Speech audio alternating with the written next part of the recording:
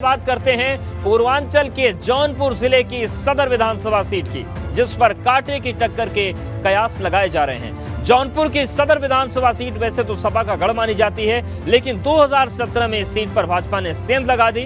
क्या है यहाँ के समीकरण, आपको हम समझाएंगे, लेकिन उससे पहले एक रिपोर्ट।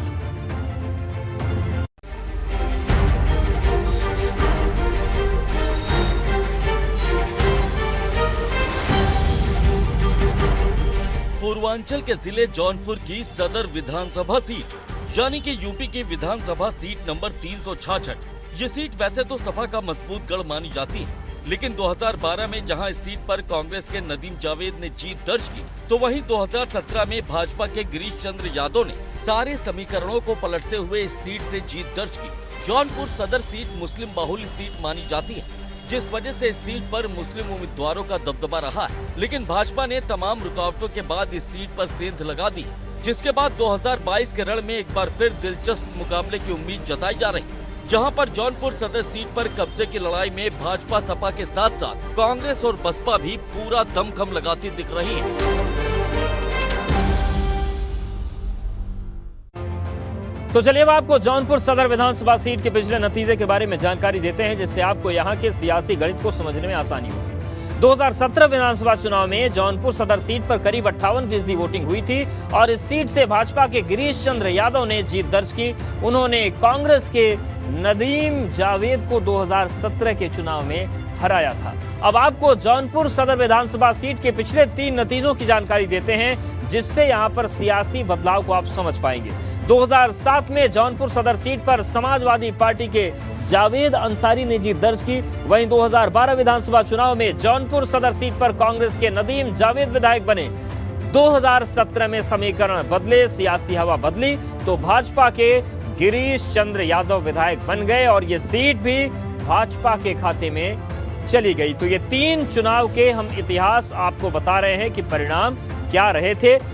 इन चेहरों के बाद अब चलिए बताते हैं आपको जौनपुर सदर विधानसभा सीट के उन तमाम बड़े चेहरों के बारे में जो 2022 के रण में अपनी मजबूत दावेदारी पेश कर रहे हैं। और इनमें पहला नंबर आता है गिरीश चंद्र यादव का, जो मौजूदा भाजपा विधायक हैं। दूसरे नंबर पर कांग्रेस के नदीम जावेद हैं, जो एक बार फिर 2022 में दावेदारी पेश कर रहे हैं। तीसरे नंबर पर बसपा से सपा में शामिल हुए तेज बहादुर मौर्य हैं, जिन्हें सपा टिकट दे सकती है। वहीं चौथा नंबर बसपा के सलीम खान का है, जो इलाके में बहुजन समाज पार्टी का बड़ा चेहरा है। तो ये 4 चेहरे हैं जिनके इर्द गिर्द यहाँ की सियासत घूमती है। और अब पूर्वांचल के जौनपुर जिले के इन तमाम बड़े चेहरों के बारे में आपको तफसील से जानकारी देते हैं, ताकि आपको भी इनकी सियासी ताकत के बारे में जानकारी मिल पाए।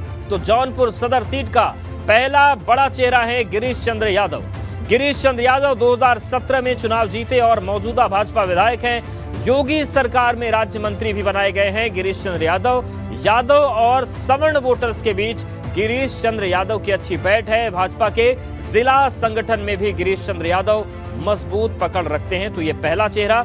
अब बारी है आपको पूर्वांचल के जौनपुर जिले की सदर विधानसभा सीट के दूसरे बड़े चेहरे के बारे में जानकारी देने की, जो कि कांग्रेस का चेहरा है, और ये है नदीम जावेद। नदीम जावेद 2017 विधानसभा चुनाव में कांग्रेस के रनर अप रहे। 2012 में नदीम जावेद सदर कांग्रेस से जौनपुर सदर सीट पर विधायक रहे थे। मुस्लिम वोटर्स के बीच नदीम जावेद की मजबूत पैठ है, जिनकी तादाद इस सीट पर सबसे ज्यादा है। वहीं अब आपको जौनपुर सदर विधानसभा सीट के तीसरे बड़े चेहरे के बारे में जानकारी देते हैं, जो कि समाजवादी पार्टी का चेहरा है, और ये हैं बहादुर मौर्य।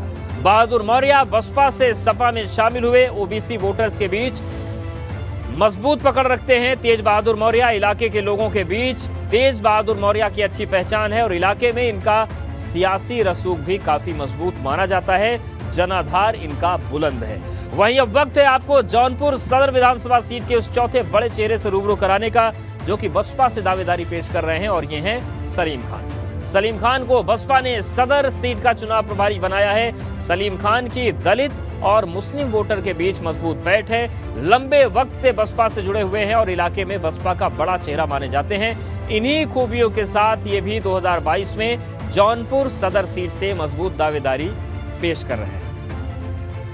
और चलिए अब सीधे रुक करते हैं अपने पूर्वांचल के जानकार और वरिष्ठ पत्रकार अरुण मिश्रा जी का। सर, जौनपुर में लड़ाई दिलचस्प दिख रही है। मुस्लिम बाहुल्य सीट पर कई दावेदार हैं। आपको क्या लगता है 2022 में समीकरण क्या बन सकते हैं?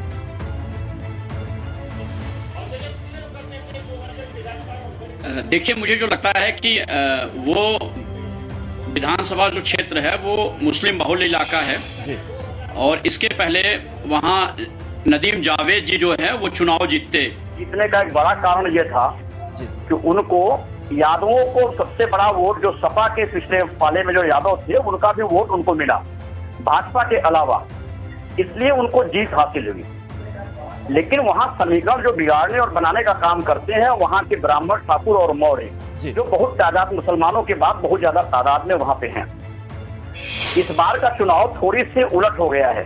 इस बार जो दिखाई पड़ रहा है, इस बार राजभर के साथ उनका जो समझौता है उनका, तो कहीं न कहीं से इस बार इस सीट पर थोड़ा लड़ाई कांटे की होगी सर। और समीकरण आप समझेंगे, आप हमारे साथ बने रहिए। बात कर लेते हैं मुद्दे की। विधानसभा चुनाव में जौनपुर सदर विधानसभा सीट पर अपना अहम किरदार कौन से मुद्दे निभा सकते हैं वो बताते हैं। पहला बड़ा मुद्दा यहाँ पर खराब सड़कों का है, जिसकी वजह से इलाके के लोगों के बीच नाराजगी है।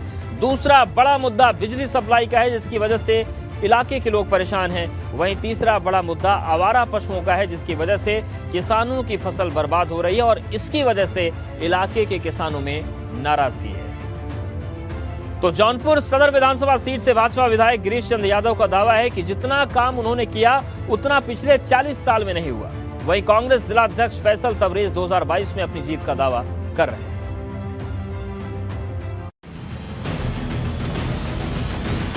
अभी तक हम लोगों ने जो काम कराया अपने विधानसभा क्षेत्र में, मैंने व्यक्तिगत रूप से जो काम कराया है वो विगत 40-50 वर्षों के इतिहास में इतने परियोजनाओं की स्वीकृति नहीं मिली थी और न तो इतने धन मुक्त हुए।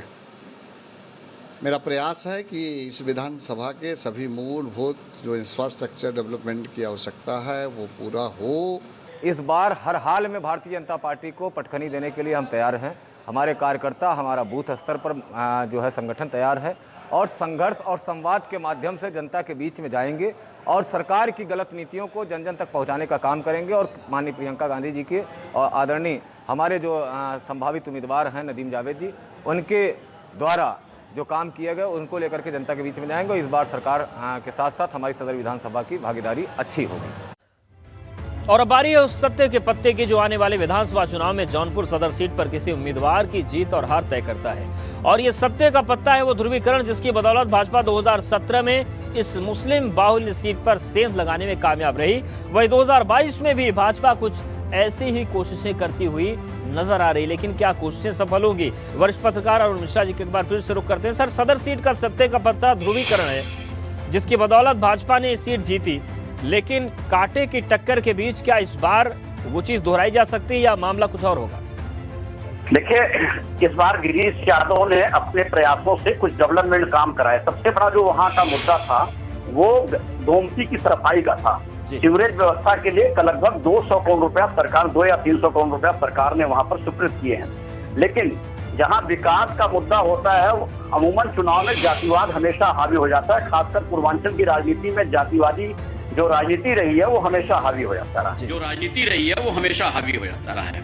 तो मुस्लिम इस बार किसके साथ जाएंगे, या मुस्लिमों का वोट के साथ यदि यादव गिरीश यादव के साथ जाते हैं तब तो चुनाव की टक्कर हो जाएगी। लेकिन यदि वही यादव समाजवादी पार्टी के साथ जाते हैं तो चुनाव में उलट पलट हो जाएगा। बिल्कुल, यानी कि जातियों का जो समीकरण है वो अगर शिफ्ट होता है तो मामला कुछ और हो सकता है। सर, बहुत धन्यवाद आपको हमारे साथ जुड़ने के लिए, समीकरण समझाने के लिए।